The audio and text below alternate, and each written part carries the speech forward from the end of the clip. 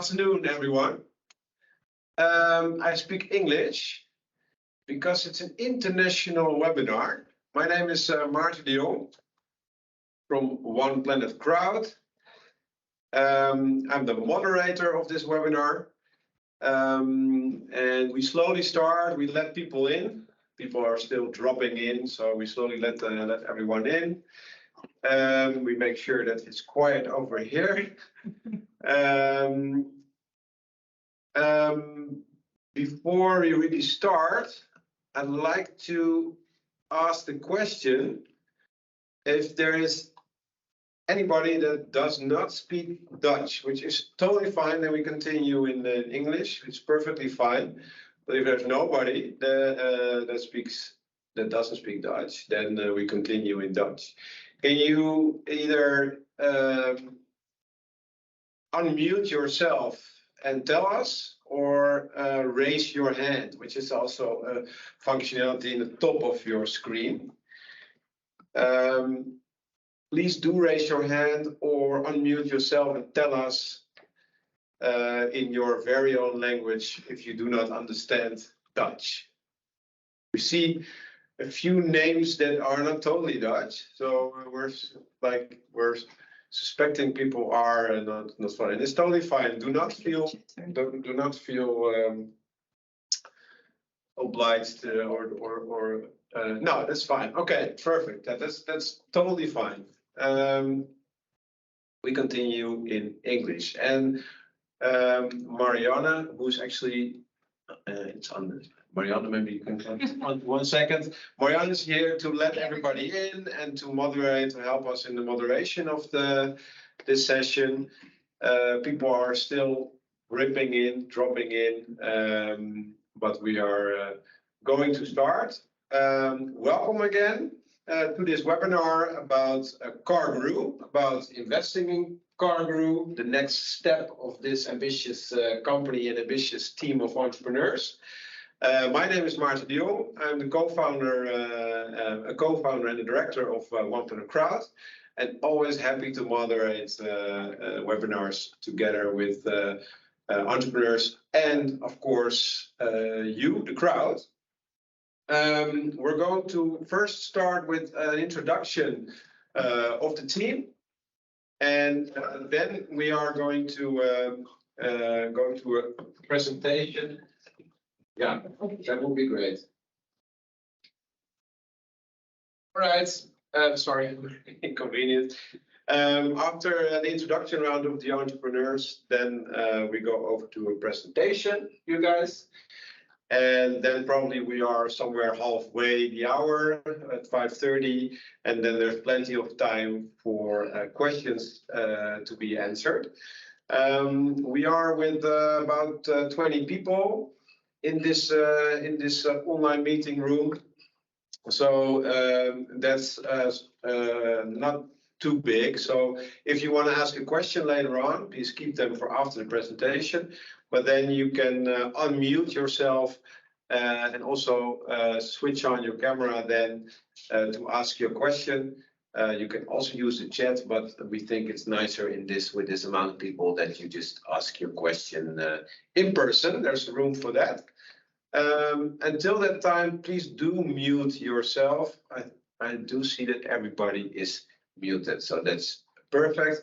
And if something goes wrong, you cannot hear us anymore, you cannot see us anymore, then just shout, raise your hand, and then we'll see and then we fix it. Yeah, I'd like to introduce you to the team of Cargoroo. Jaron, Jelle, and Erik. And we're going to introduce yourselves to the crowd, right? Yes. Firstly, thanks Maarten, thanks for Marianne, and One Planet Crowd in general for hosting this webinar. Much better facilities than our office to be here together. And everyone who's attending, thanks for taking the time to listen to our story on one end, but also to have a meaningful dialogue about our business, about our plans, and I guess also the origins of why we started this. And I think that's always a nice way to introduce ourselves as founders and why we are doing what we're doing. So without further ado, well, it all started with Jelle, so he kicks off. Yeah. That's traditionally I kick off because I'm the instigator of Cargoroo. My name is Jelle Meijer. I bought a Urban Aero cargo bike back in 2017. And on the little ride back from the shop where I bought it, my wife, pregnant, and my daughter, 2 years old, they were in the front of it. We had such a nice short ride home. It was less than 5 minutes, I think. It was busy traffic, end of afternoon, early evening. And I told my wife, if all these people had access to a cargo bike like we have right now, half of these people would not be standing in a traffic jam. That's how it started. And within days, I had my enthusiasm was spreading in the neighborhood. I had a restaurant back then, the Stadskantine, for the people in Amsterdam, might be a familiar name. And I had both at home and around the Stadskantine, other businesses. I was giving my key, you should try it out. And whether it's kids or you want to transport some wine or there was a coffee roaster, so use my cargo bike and see how it benefits you. That's how it all started. And then after a couple of weeks, I thought the idea was not letting go of me. I thought I have to pitch this to somebody that is also an entrepreneur. That was Jeroen Bornstein. So since I think after that we had our first talk, we very soon started off with just ordering 10 bikes and starting a little pilot. It was in Haarlem back then. And since that very day, I've been in the middle of the operational side of the company. Always, I'm a designer by trade. Always working with product and optimizing product. An entrepreneur since my early 20s, and within Cargoroo is my role. I'm the nuts and bolts guy, but also like the strategy, the product strategy is it's what I do all day. And I think give a word. Yeah, thank you, Jelle. Jeroen Bornstein. I'm also from Amsterdam, just like Jelle. I had a cargo bike much earlier than Jelle, but it was an old-fashioned one. I have 4 kids, of which 3 of them are already long out of the door. But I did transport them in my cargo bike, so we know how practical. Early adopter. Non-electric with 3 wheels or also? No, it's 2. Okay. Yeah, it's 2, and mostly more than 3 kids. All friends was okay. My background is in IT. I studied computer science in the 80s and started a consultancy and software development company specializing in business intelligence towards the end of the 90s. Did that for like 12 years, quite big. Then I sold my shares and started in different startups, which I thought was more inspiring and challenging. So I did several startups. And I was actually doing a walk-in for startups at the location where Jelle was. So that's how we met. And then I immediately was caught by the idea that Jelle came up with about the cargo bike sharing. So that's what we did. Originally, I was much involved in the technicalities and the software side of it. Now I'm more into the city relations and market development. So I talk to cities and I try to influence policies on the European level regarding mobility, shared mobility, and especially cargo bikes. That's my role in the company. Yeah. Hi, thanks guys. I'm Eric de Winter. I was lucky enough to meet Jelle and Jeroen 4 years ago to join them on the journey of growing Cargoroo. Currently CEO of the company. I'm not from Amsterdam, but I've lived there for 15 years. I actually have a background in hospitality. Never really pursued a career in that, but had several commercial roles in different industries. But the one that caught me most and for which I grew the most passion is shared bike business. So for the last 7.5 years, I've been involved in in electric shared bikes.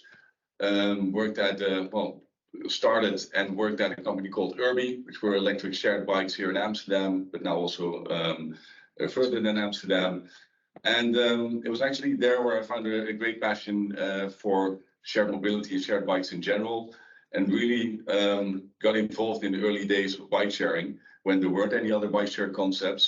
And that's also on that journey where I met Jelle and Jeroen. And I saw a first Cargoroo standing there. And thought, man, this is really solving a very much broader issue than most other shared modalities, because it's serving a user group that is now really excluded from all other means of shared transport. And it's a concept that really lends itself well to roll out in neighborhoods of cities. We got involved closely because we actually had a big European subsidy project, which we started. And we succeeded in to get 15 parties, of which 7 cities involved, to create mobility hubs. That's also when the gentleman here on the right asked if I would join the company to really, start growing it from 10 to where we are now, around 900 bikes on the road. I'm very much involved in the capital structure, the funding of the company, business development, and leading the team. And I'm really excited to be here with you all. To as I said, to have a short presentation maybe about why we do what we do, but mostly looking forward to a dialogue and to dive more into the business. Oh, cool. Thanks. Yeah. Now the floor is still here for a few slides indeed. Good. To go to some questions. I think it's good to Great. go through them. Yeah, we've let me see.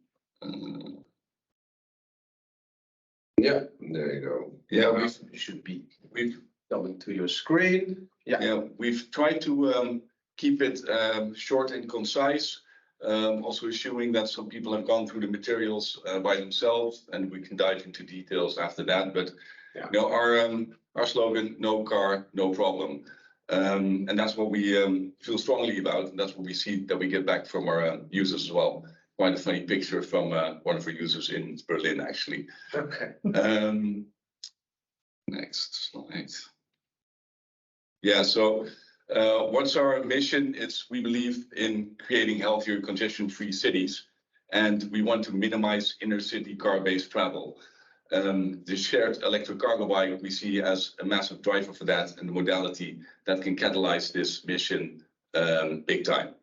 And what we aim for is it's a bit of a big, hairy, audacious goal, but we do feel that we can get a Cargoroo, or at least a shared electric cargo bike, in every street of Europe and make them accessible for everyone, everywhere, and try not to exclude people from the use of it. Because how Jelle experienced it, he bought one and he was fortunate enough that he needs it a lot, that he has enough space to park it, that he could afford it, and he had dual use, you know, for his business and for his family. But that's definitely not for everyone. And I think we'd like to say that without a lot of people knowing it, everyone needs an electric cargo bike at some point in their week, but at least in their lives as well. So yeah, what do? We replace car rides, and what do we replace? Well, how do we compare to cars? Well, we're faster in cities. We're a healthier option. We're by far more fun. I mean, just look at the kids sitting in the front. Just look at myself driving an electric bike in general. It's fun, and it's a bit of a change of mindset that you can go further with a lot less ease. It's definitely safer, lower energy consumption, and it's less space requirement. So we like to say we give the streets back to where they belong to. That's the inhabitants. And parking is quicker also. Yeah, parking is quicker and a lot cheaper. Park always cheaper than the door. Parking right in front of your door. Yeah.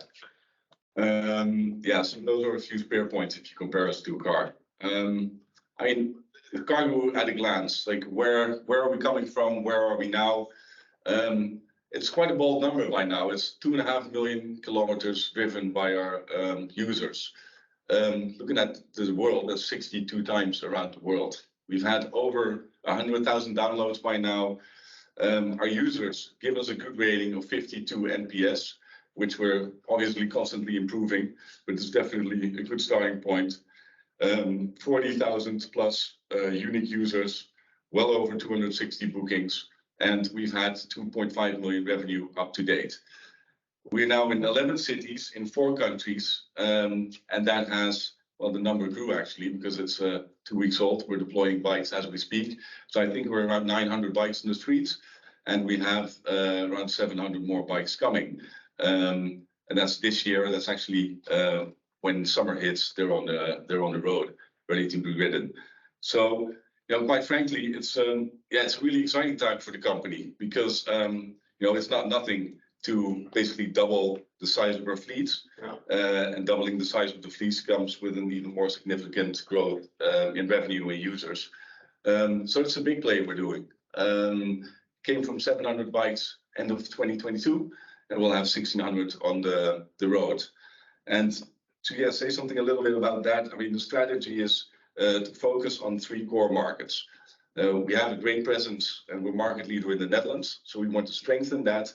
We have the G5 cities covered with this expansion, and we have quite a good position in Belgium, with Antwerp being our biggest city, looking into Brussels, and we have Leuven and Mechelen. And Germany, where we've kept an eye on the German market for a long time. We're really pleased that we have good presence in Berlin, and we're looking to scale up Berlin and in talks with Munich as a new city. With that, obviously, the German market is a huge market. Although if you look at the demographics, the sales numbers of electric cargo bikes, it's one of the biggest in Europe. So it's an exciting play, but also a pathway to unlocking a serious potential in the German market. So exciting times ahead, and if we have established this, we'll look at growth.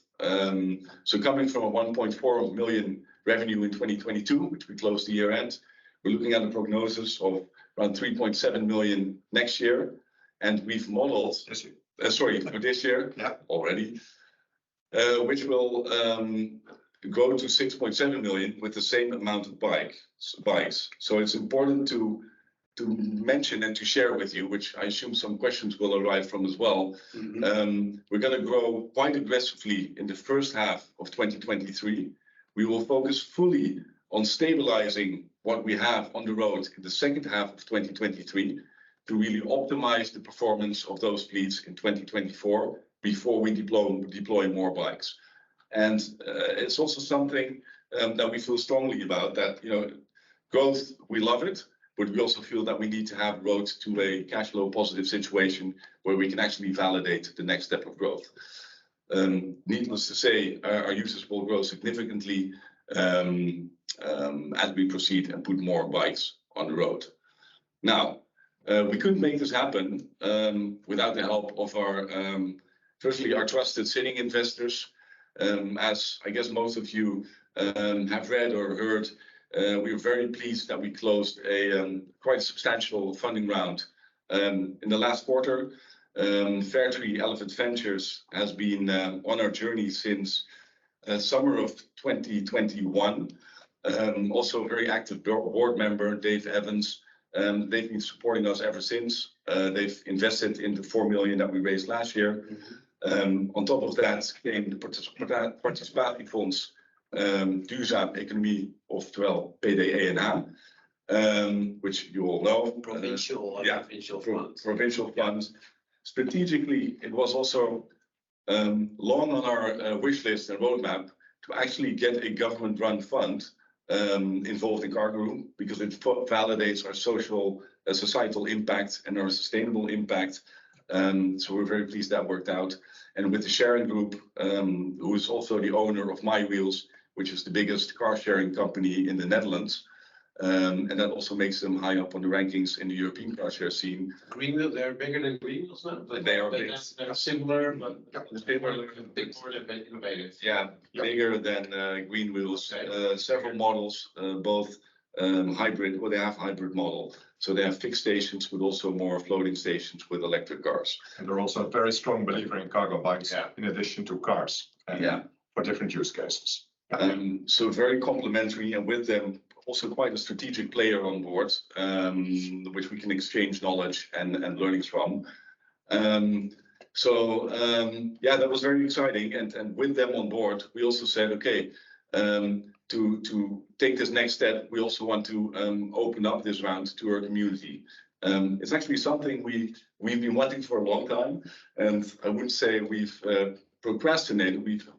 We've pushed it forward until we thought we would have a very good user base and the right backing of more professional investors to go live. So yeah, I think we've known each other for quite a while, Maarten. Yeah. So extremely pleased that we have it live, that the round is filled for 34%, and that we had Rabobank. We've signed a loan agreement with for 1 million. I think it's 6 weeks now, 4 weeks ago now. So also long overdue, long mission to get a bank involved, and they will probably also get involved in assets at some point.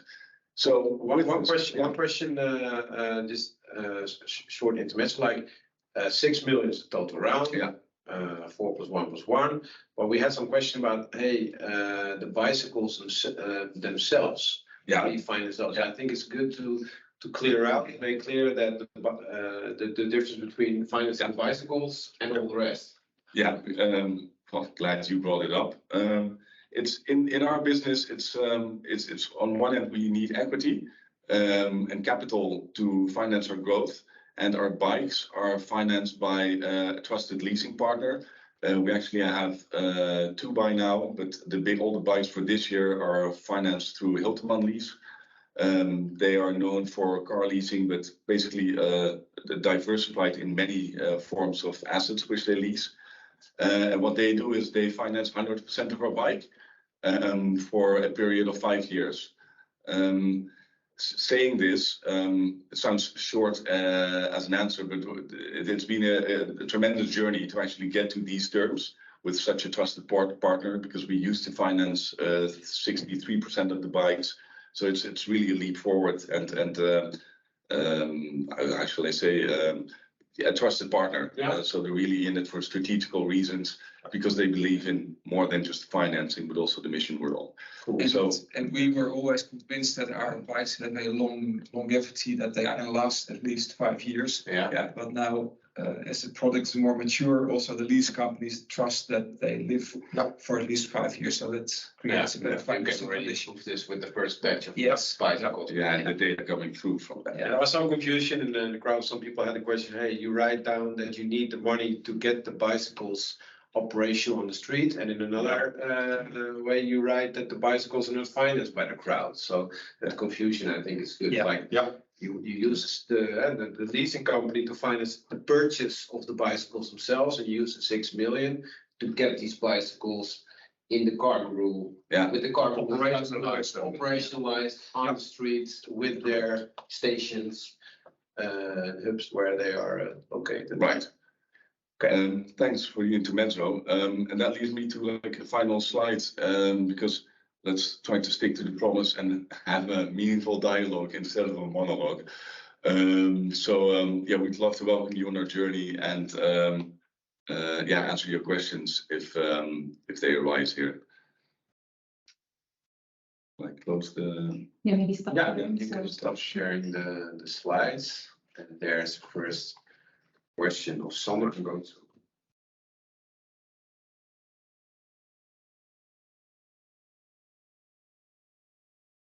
You make it. All right. Yeah. Okay, yeah.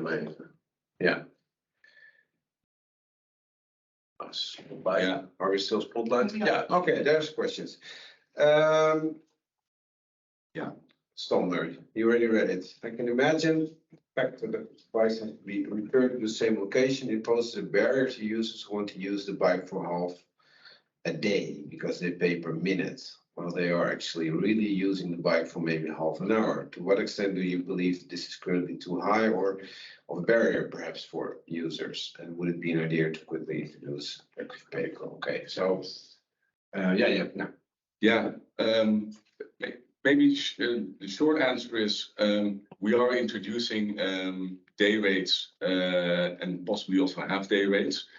So it's in our development roadmap, and we're launching it this year. So that's that answer and the solution which you're raising. So it's what we're going to do. And yes, there are some people that would see it as a barrier, but I mean, the study shows that around 80% of cargo bike trips are back and forth movements. So also when we started with Tervis, we started with the business, we said we need to be able to serve that group as good as possible. So that's also why we have, that's one of the reasons why we have a back and forth movement model. Then come a few other reasons why we've chosen for that. On one end, cities love it. Besides our users, that's one group we have to serve. It's also the cities. So what we see, in contrary to the steps or the scooters, is that we never get complaints from the cities. So also if we have our evaluations, there's no complaints about handhaving that has to do something. And our users, because they're quite mature, they treat the bikes very respectfully as well, because there's a sort of sense of ownership when they use it, because it's the neighborhood bike. But yes, to lean into, so that's one answer. To lean into the more proposition side, on top of the day and possibly half-day passes, we will also launch a subscription model where we will also really target heavy users with a subscription per month, which will lower the per minute price. So if they are heavy users, we'll have something to serve them. If they are, infrequent users, they will just pay the price. Yeah. So again, quite an exciting time as we scale the fleet. We're also pushing quite a few propositions live to serve exactly this cause. Yeah. Yeah, I'm a user of all these sharing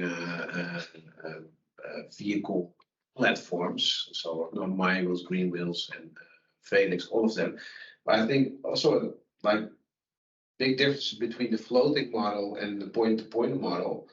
Your model is, and they have their own fixed station, is that you can reserve it. Like all these floating stepjes, e-scooters, yeah, you just have to see if there is one, but you cannot reserve there one for tomorrow. No. So No, it's small. it has to do with your Small disclaimer there. You can claim the bike for a period, but that will also cost you. So we don't have a full-fledged like a calendar reservation system. Not yet. Not yet. Because it also has quite a lot of operational complexity, but we do see that this is, a wish from our users. So we are working it out to see if we can, with the subscription, also launch reservation. Yeah. And the reliability from a user perspective is higher than with a free floating model, because you know that though there will always be a certain number of bikes in the neighborhood. Whereas with a fully free floating, you get these things like with nice weather, all the scooters go to the beach, and then there's like 500 scooters standing at the beach, and the rest of the city there are none. And we won't have that because the bikes will always return to their to their own parking spot. And you really serve a neighborhood with this strategy. So you can say this neighborhood we serve with cargo bikes, and another one not yet. It's here. Next question, what is the life cycle of a Cargoroo bicycle? How long does it stay alive? Yeah. Question. Yeah. Our first fleet was deployed in 2018. Actually, there's nothing wrong with a 5-year-old bike, or very little. I mean, you replace a belt, you may replace the saddle, the frame, the motor, they can last well over 10 years. And that's also what we see. That's also what we hear back talking to lots of different partners, like even our suppliers, but also the dealer network from Urban Arrow. Even Urban Arrow buys bikes back till like 10 years old, does a small refurbishment on them and puts them back into the market. So it's hard to tell what the exact life cycle is, but it's well over 5 years. Well, 5, you keep mentioning the 5 because that's the lease. That's our lease contract. What does this mean? So the expectancy is that, well, what we do continuous, first of all, continuous improvements on the bike, and continuous maintenance on the bike. So after 5 years, your paint might not look that new anymore, but in fact, it's still a very well-functioning fully operational bike. And then we own it, or? Then we own we own it. it. So from a financial perspective, it becomes much more attractive after 5 years. Yeah. Because then actually the lease cost ceases. So we have those bikes for free in terms of financial obligations. And the main Like a cost there is is- leasing, so the Yeah. gross margin. Yeah, after 5 increase, years, yeah. increases a lot. Yeah. And Okay. like a battery will have a smaller, or will have a lifetime of about 5 years, but the bike itself much longer. Yeah. And in our operational budget, there is the maintenance cost, so, and that continues. Yeah. Of course, also after that 5 years. Question about the valuation. It is 13 million. What is the valuation your investors invested in? So It's, yes, so the crowd is matching the terms of the last round. So it's obviously this is the post money valuation of the last round. So yeah, everyone gets the same terms as the professional investors. So the post money is the post valuation 13 million. Yeah. You just showed in the slide that 4 million was invested. 4 million was invested, and Free money is pre-money is 9 million. Yeah, and that includes the conversion of around 2 million in convertible loans. yeah. And I think it's good to say that we also as one to the crowd we want to give the crowd the same terms as the professional investors. So yeah, the price investors now pay is based on the same. And you pay also the same share price that these 4 million investors were paying. So it's exactly the same. What is the breakdown of your revenue for 2022 and 23? The revenue, you mentioned government funding. Yeah, so in 22, I think the government funding was around a little over 300,000. And we're modeling exactly the same for 2023. Yeah. And we see that still the early days of government funding. So we've taken, how shall I say, some modest conservative steps also for 2024 and beyond. But yeah, maybe you want to say something. Yeah, maybe on the longer term, we didn't really put that explicitly in the model, but on the longer term, the what you see abroad, not so much in the Netherlands, but you see that in Germany and France, is that shared mobility becomes more regarded as a form of public transport, also from the national governments. Okay. And you see that our colleagues in the shared bike business, for example, in France, they are mostly financed by government concessions and paid by the government. So we expect in like 2 years from now that there will be a larger share of government-funded bikes. And that has a lot to do, I think, with the 2030 ambitions of Europe, like the first 100 cities carbon neutral. Exactly. They need to invest in solutions for cars. the cities. Cars out of the city is one of the primary energy transition goals for a lot of the cities. Okay. Maybe so some cities where you are operational are driven by city councils that did like tenders, uitvragen. Yeah, so we currently you see we already get money in Leuven, for example, which is in Belgium. Yeah. There they have had a relatively small fleet that was not commercially viable for us without concession, and they valued the availability of the cargo bikes so much that they were willing to say to give us a guaranteed revenue financing. And it's a trend, and I think the Dutch landscape is a little bit behind in that regard, because obviously we're considered the cycling capital of the world, so we feel it doesn't need a push.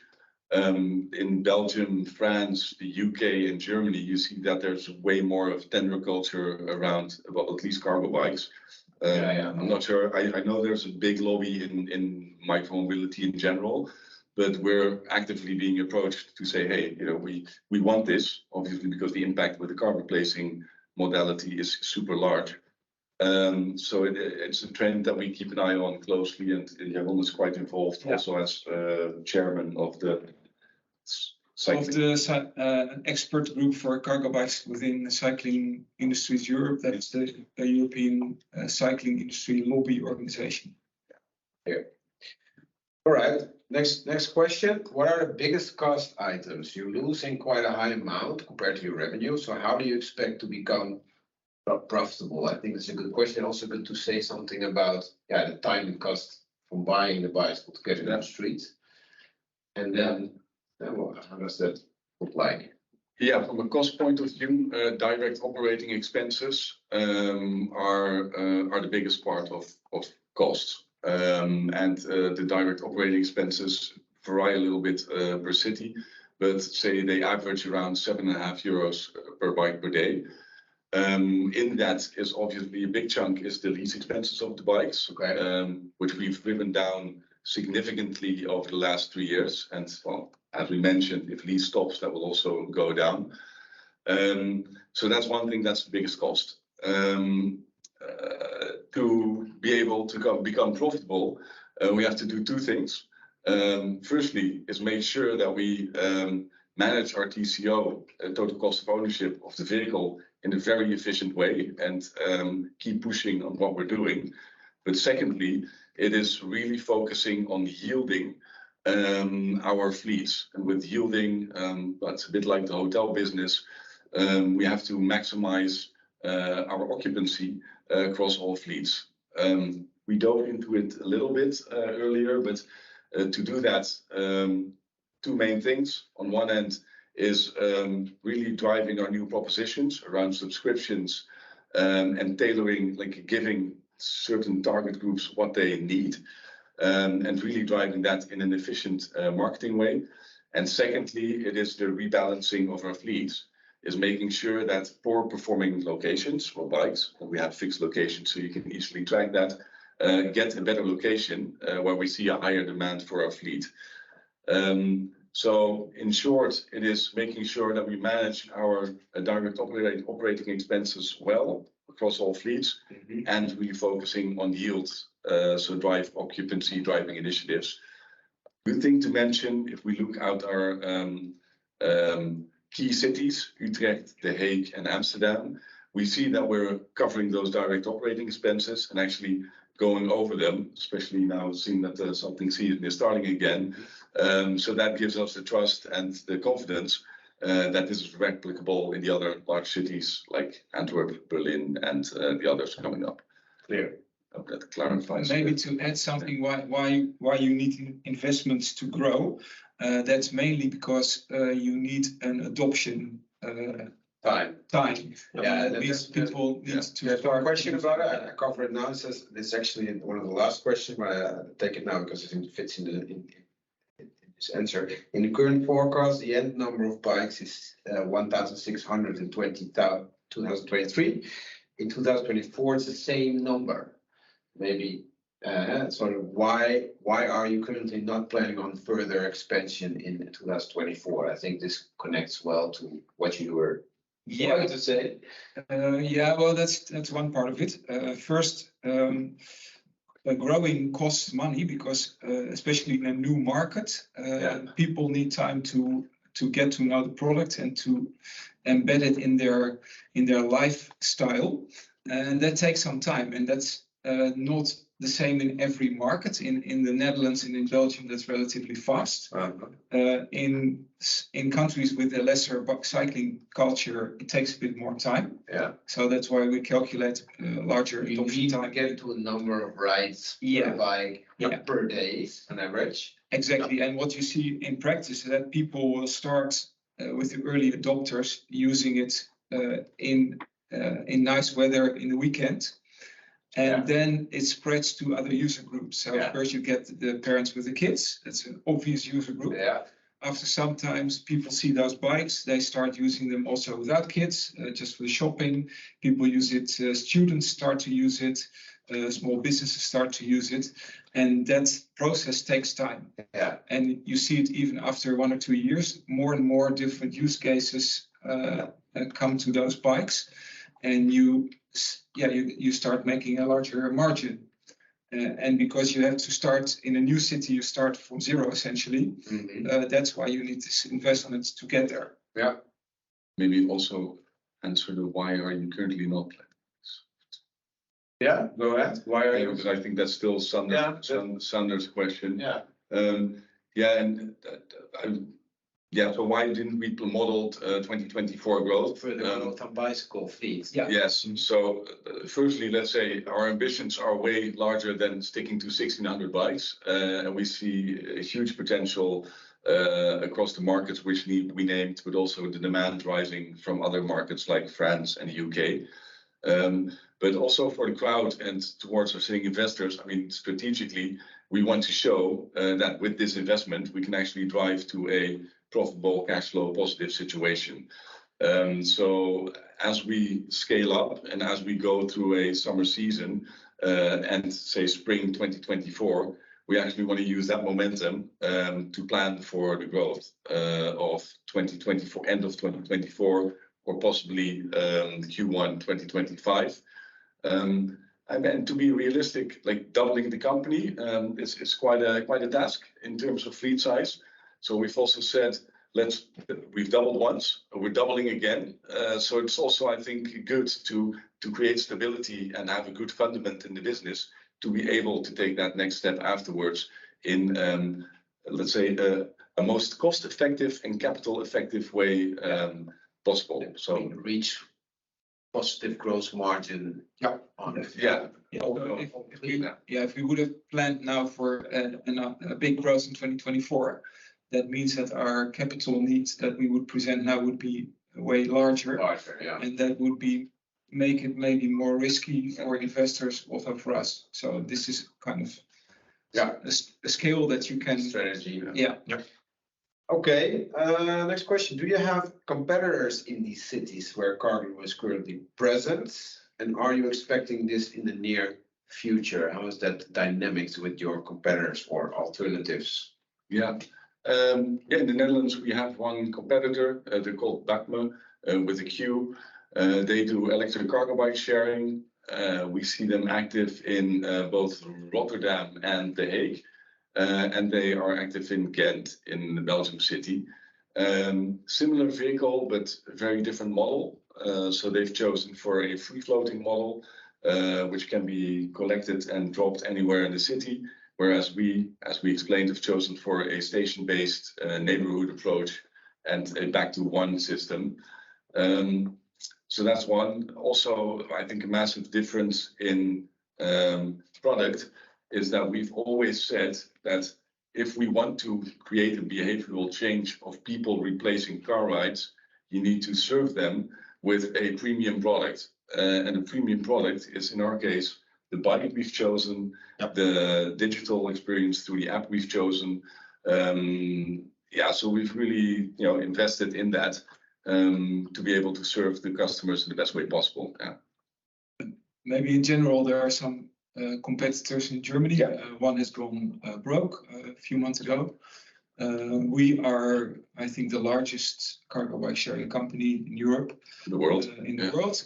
And we are perceived as market leader universally. So everywhere we are also asked by cities to come up with a proposal. So any city that wants shared cargo bikes, they come to us. So why did this competitor in Berlin go bust? You think? They had a 3-wheel lower quality bike, and they had a free floating model. And I think the effect of the matter that you do need an investment to come through your first year and maybe even through your second year. And probably they didn't have the financial means to do that. And I think their free floating model didn't work as well. They did not have a good product strategy. There was no good product. And I think also it's safe to say, like in Berlin, there's a very, very negative sentiment around free-floating operators. There's no licensing scheme for shared mobility in Berlin. Okay. And as a cargo bike, I think is perceived as a very local service for inhabitants.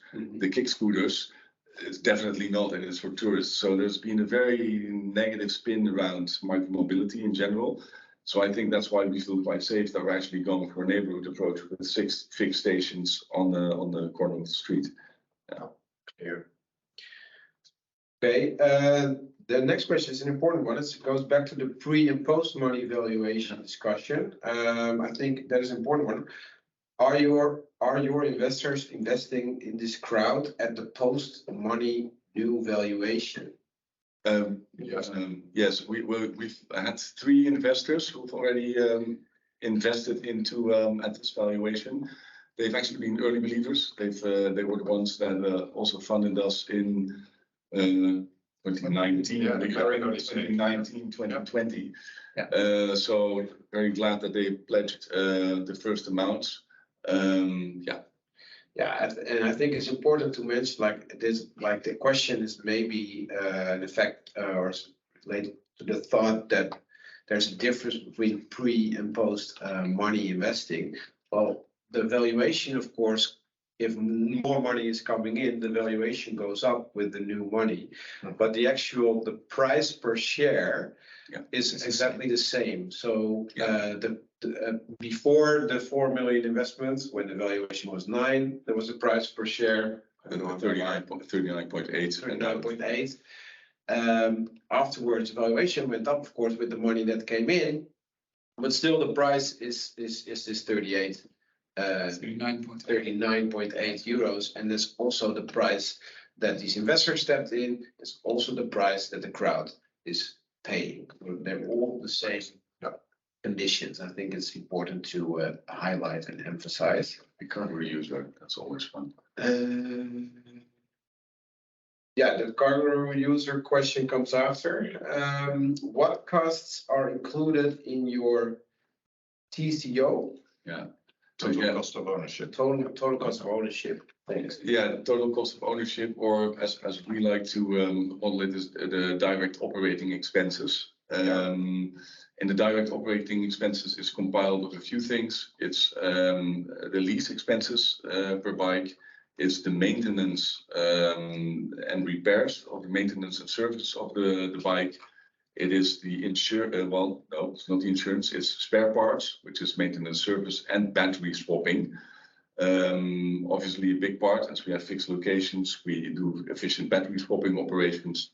There's some communication expenses because you have the connectivity on the bikes, and what is A local cost for battery storage locations. Exactly. Like that, yeah. That's factored out over the number of bikes. Yeah. Okay. And charging cost also. Charging cost, yeah. Which is, you mean the electricity itself? Electricity, handling to change the batteries. Yeah. Okay. The question that is now the last one is actually a nice one to end the the webinar with, but we have still some time. The short answer to the last question of Mr. Grote is yes, but we will come back to your question at the end, Mr. Grote. On valuation, referring to recent investors, are they investing in crowd to prevent dilution? If not, why not? It's maybe a little bit too early to say, but maybe short answer is yes. Of course, we are also talking to our sitting investors. They fully support this round, and the valuation we're going live with. I think depending on the success we have, they will or will not invest. But obviously, their primary how shall I say objective is to make sure that we have a successful crowdfund and that we actually reach our minimum target of 1 million. Yeah. But yes, conversations are active with them. Cool. All right, we have some more time. Well, we're going to answer the question of Mr. Grote. I'm a small Cargoroo user in Leuven. It's great. Fantastic. Yeah, it's great to use Cargoroo. Very good. We have an ambassador here, but why should I definitely contribute? Does my small contribution make difference? It's maybe nice that every one of us says something about the question, because Of course. Yes. The short answer is of course. I mean, we in Dutch we like to say we zijn voor de buurt en door de buurt. En dat is denk ik ook hoe het ooit is ontstaan. We willen echt iets bijvoegen aan de community. Dus ja, it makes all the difference if also our users contribute. Because I think the more people carry out Cargoroo, the more bikes we can actually deploy in cities and the more impact we can make to get more people cycling on electric cargo bike. But, and Leuven is actually a city that was really very enthusiastic about having shared cargo bikes. Mm-hmm. And they really, I mean, there's a lot of students. yeah. So we are very happy to be in Leuven. Yeah, and from the side of One Crowd, that's of course what we do every day. We believe in the democratization of capital. That's what we're doing at One Crowd. Proposition that we offer to investors, small or big. It's propositions that were before crowdfunding only available for high net worth people or rich people with that could invest 100,000 or more. Now with the model of crowd finance that we offer through our platform, we can make it possible to invest small amounts with large groups of people. And for a consumer brand as Cargoroo is, then the amount of people contributing to the campaign is very crucial, because we believe that, and we also surveyed that these people, are behaving like ambassadors to the company, not only as a user, but then also as an investor, makes it stronger. And being an ambassador, we measure that people tell about the company they invested in on an annual basis 7 times a year to someone. So that's a lot of commercial value. No, but also brand awareness value, and that helps a young company as Cargoroo a lot. So power to the crowd, and small contributions do matter a lot. Maybe a nice anecdote about Leuven is that we have almost every bike in Leuven has a personal ambassador, and that was organized by the city, and those people are very enthusiastic. And that I did a tour there with a lot of delegations from other cities, and those ambassadors were telling about how the availability of those bikes changed their behavior.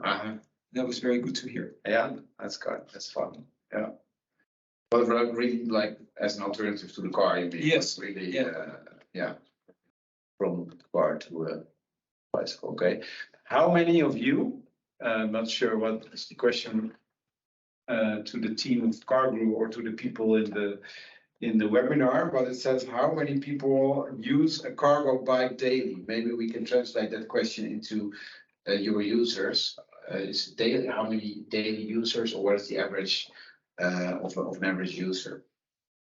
Yeah, good thing. So an average user uses, so daily users is a very small group, because we're considering we tailor the people. If you need it daily, you either buy one or you go into a long-term lease. So we're serving. But you're very welcome to be your customers. But we're serving the bottom and the biggest part of the pyramid of cargo bike users, of everyone that needs a cargo bike whenever. I think on average, people, a user per month uses the bike more than 2.5 times a month, and that's an average across fleets. There. On bike. Danny, would Cargoroo ever consider creating their own Cargoroo bicycle model? Yes. Bike. Rather, yes. you mean the bicycle, or rather than entering Yeah. these agreements? The answer is yes.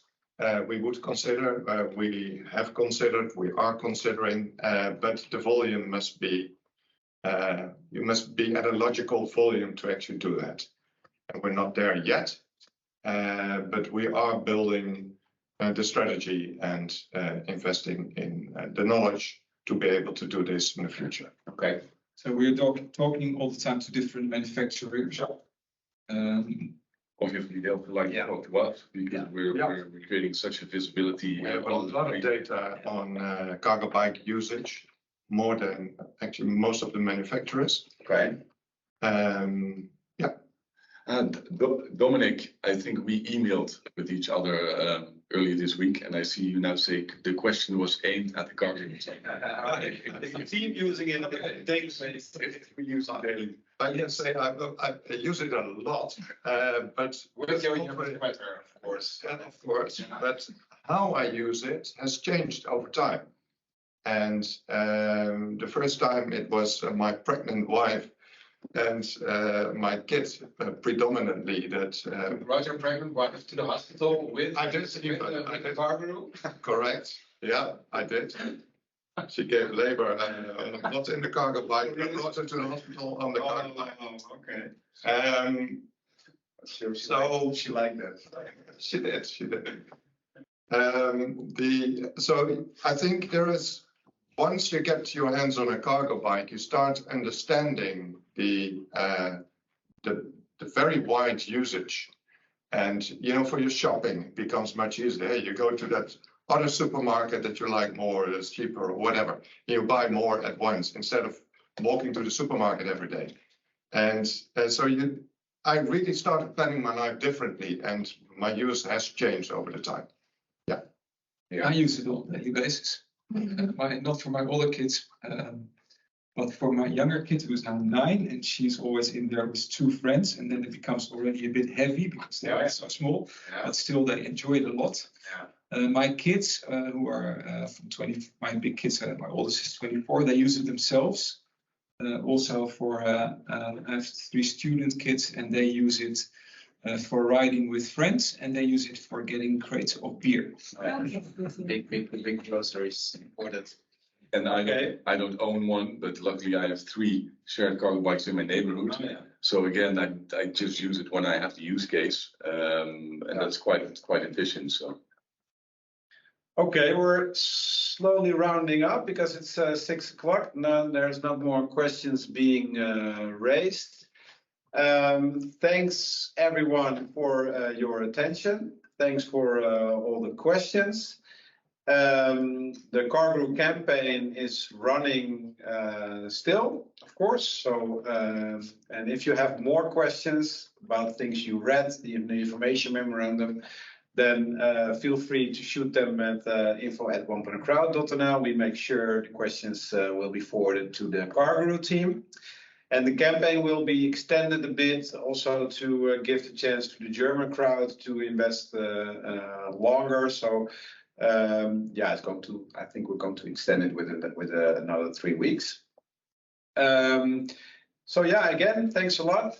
Thanks, team. Thanks for listening. Yeah, thank you. And Thanks for calling in, all of you. And thank you for all the questions. And I think we're in talks about maybe hosting another one in a week from now, right? So it might be interesting if anyone of you knows someone who would like to sit in on the same story. And ask direct questions to you guys. Exactly. Yeah. Or ask more questions. Yeah. Thanks. We get some encouragement here. Thanks a lot, and have a nice evening. Thank you. Bye. Thank you. Bye.